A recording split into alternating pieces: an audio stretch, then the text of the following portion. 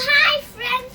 Today I'm going to tell a story about three birds like goldilocks and three bears. Once upon a time, there lived three birds in a house, in a tree, and in a nice nest.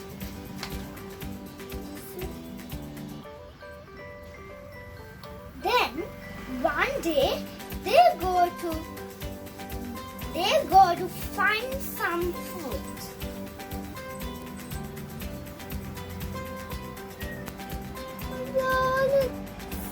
See, they are going to eat the food. They are going to eat that meat.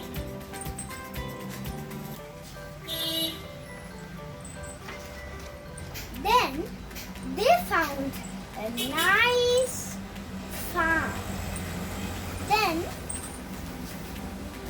there lived a farmer. That farmer think who's steals my vegetables. Then when they are coming, the farmer gets them from a net.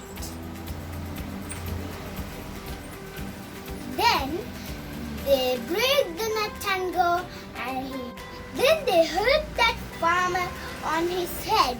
Then they live happily ever after